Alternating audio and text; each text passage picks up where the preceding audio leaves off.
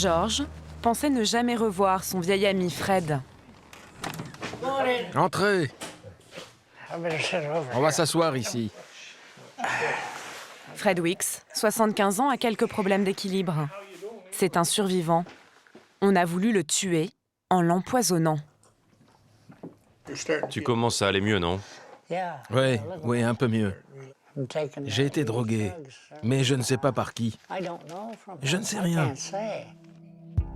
La personne qui a tenté de le tuer lui a fait avaler une telle dose de médicaments qu'il a perdu une partie de sa mémoire. Le 25 septembre 2012, je me suis marié. Et le 1er octobre, je suis sorti de l'hôpital. Je me souviens seulement du mariage. Je ne me souviens pas de ce qui s'est passé après la cérémonie. Et c'est justement sur la nouvelle épouse de Fred que se portent tous les soupçons. Melissa, 77 ans. Derrière son air de mamie gâteau, se dissimule en fait une redoutable séductrice, une tueuse en série. 4 hommes sont tombés amoureux d'elle en l'espace d'une vingtaine d'années. Les 4 ont été empoisonnés. Dans son pays, le Canada, on la surnomme la Black Widow, la veuve noire. Pendant la première moitié de sa vie, Melissa mène une existence apparemment banale. Elle se marie avec un ouvrier, avec qui elle fonde une famille. Ils habitent sur l'île de Prince-Édouard, à l'est du Québec.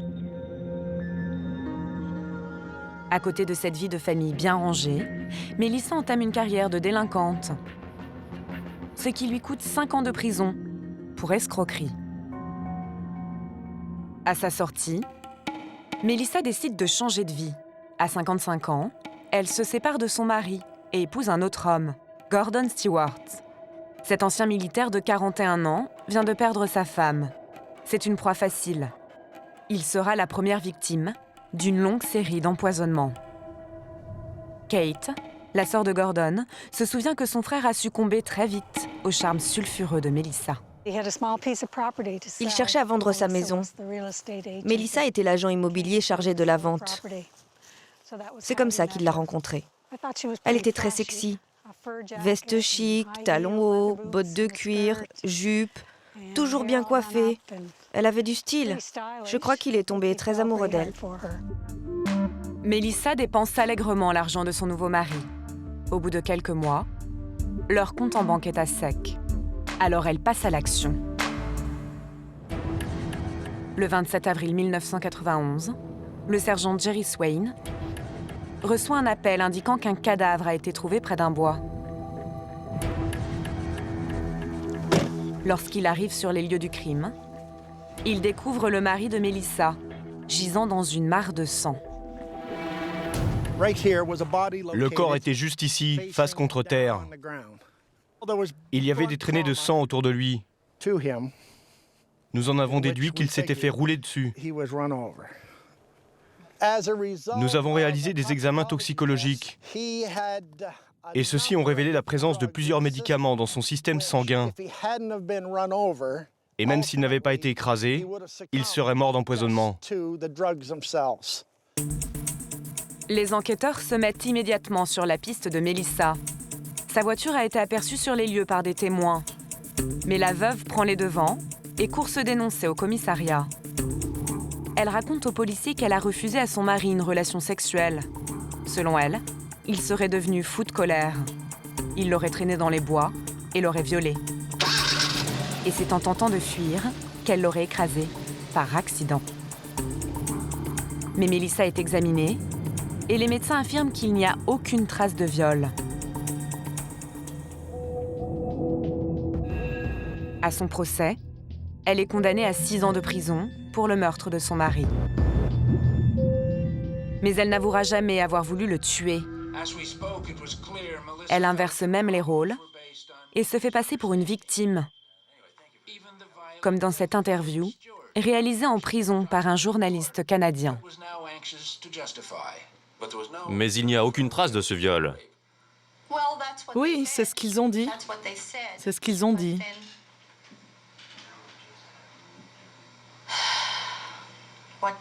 Qu'est-ce que je peux dire? Dire qu'il m'a violée ne veut pas forcément dire qu'il y a eu un rapport sexuel. Ça peut aussi vouloir dire qu'il m'a forcée à faire autre chose. Et c'est considéré comme un viol. Pour Kate, même 20 ans après la mort de son frère, ses paroles restent insoutenables. On ne peut pas croire un seul mot de ce que dit cette femme. Pas un.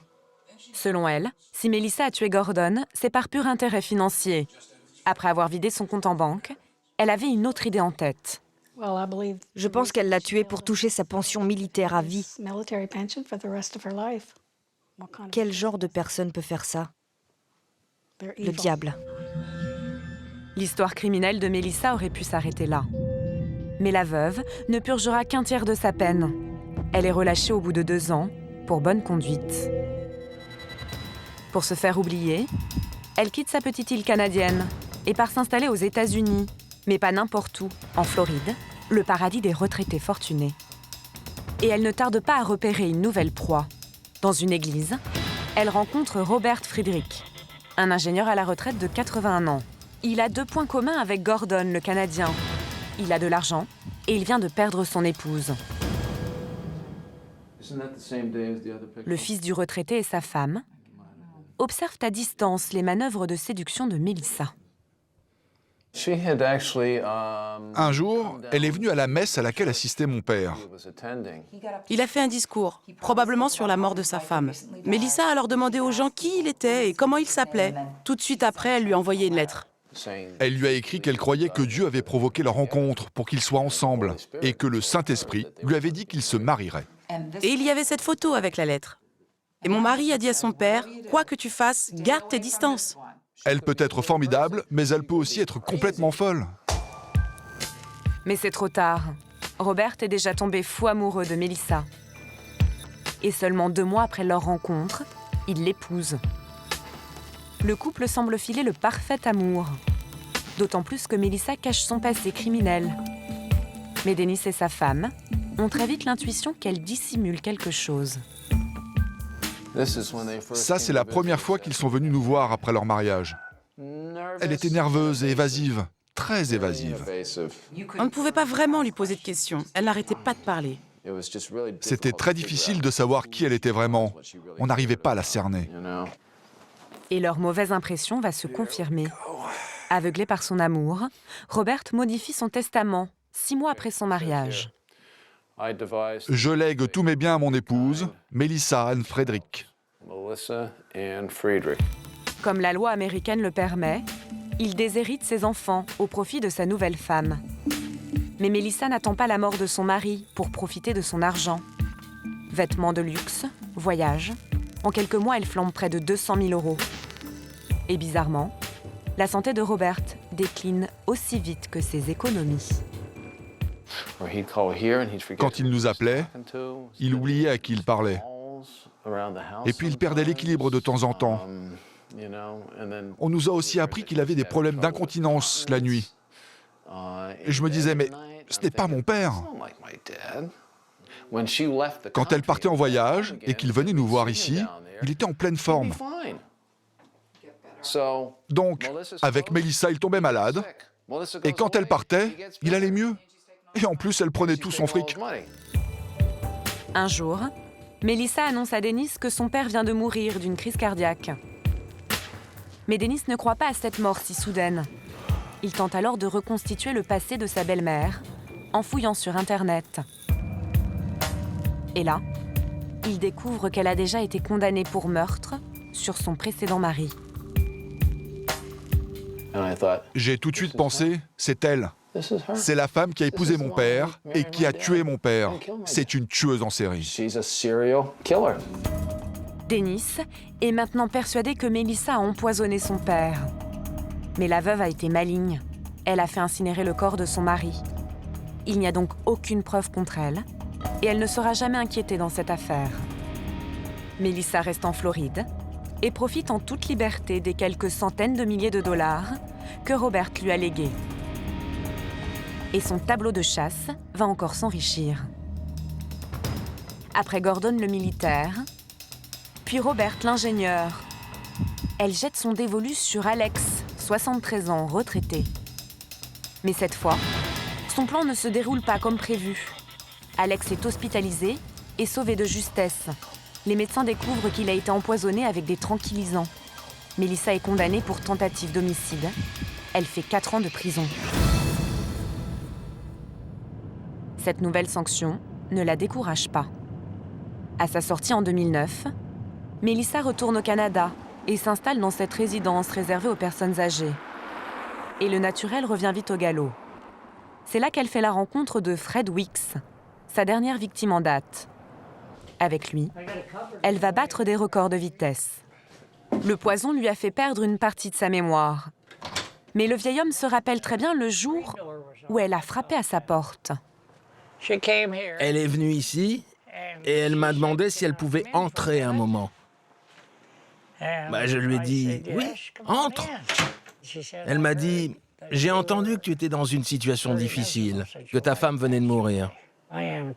Moi aussi, mon mari vient de décéder. » Et elle m'a dit « Je veux déménager.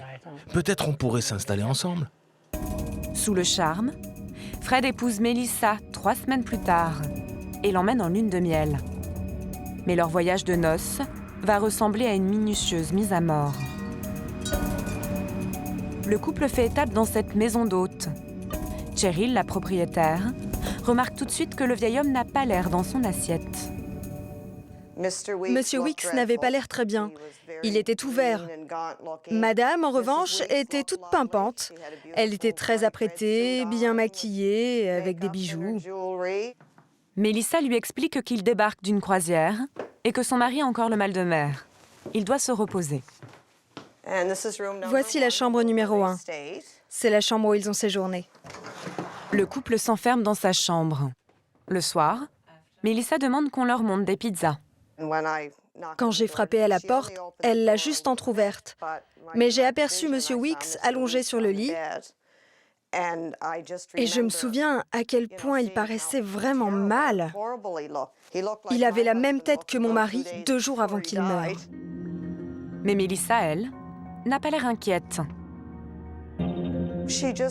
Elle a juste pris les assiettes, elle m'a dit merci et a refermé la porte. Enfin, elle m'a claqué la porte au nez.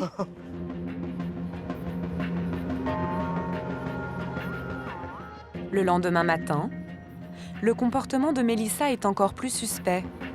Elle prévient Cheryl que l'état de son mari s'est aggravé et qu'il faut l'emmener à l'hôpital. Mais étrangement, elle n'est pas du tout pressée. Elle m'a dit « Non, n'appelez pas tout de suite. Je vais sans doute passer toute la journée à l'hôpital et je ne veux pas avoir le ventre vide.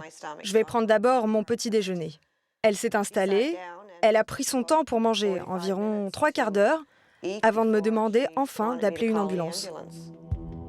Lorsque les ambulanciers arrivent, ils découvrent Fred au pied du lit, nu et inconscient. À la grande surprise de Cheryl, Melissa n'accompagne pas son mari à l'hôpital. Elle préfère préparer ses valises. Et elle prend même le temps de laisser un petit mot sur le livre d'or. Nous avons passé un merveilleux séjour, merci pour tout. Un merveilleux séjour? C'est bizarre. Oui, visiblement, Monsieur Weeks n'a pas vécu la même chose. À l'hôpital, les médecins découvrent que Fred a failli mourir d'une surdose de tranquillisants.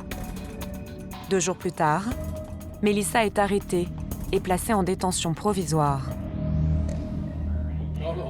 Le plus fou dans cette histoire, c'est que Fred semble encore envoûté par Melissa.